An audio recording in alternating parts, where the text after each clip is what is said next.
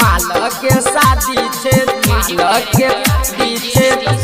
से ला presented by SK Raj Films and Music Gorgama Chowk। जानू के शादी छे दूसरे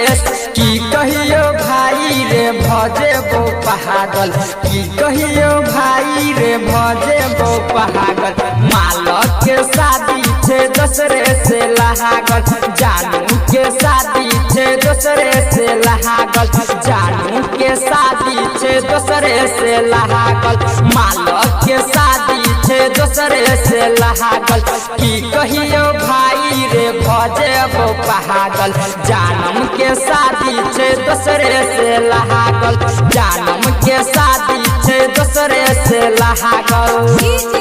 नीतीश मालक के शादी छे मालक के शादी छे दूसरे से लहागल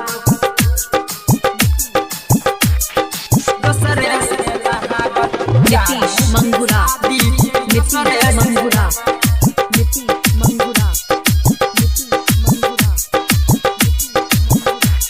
शादी तू के छोड़ी के लाने ठीक गे जो न पाटे बेमाल तोरो सहनिक गे जान गे शादी तू के छोड़ी के लाने ठीक गे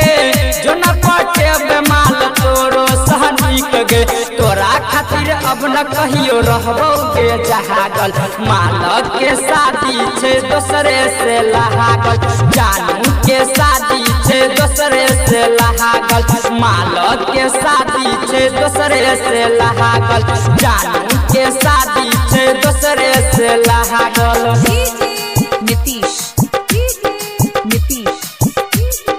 मालक के शादी छे मालक के शादी छे दूसरे से लहागल नीतीश मंगुरा दूसरे से नीतीश मंगुरा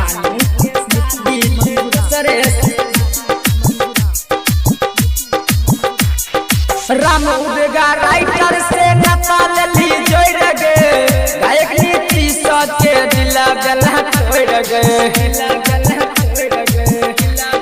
जान गे राम उदगा राइटर से नताल ला जोड़ गे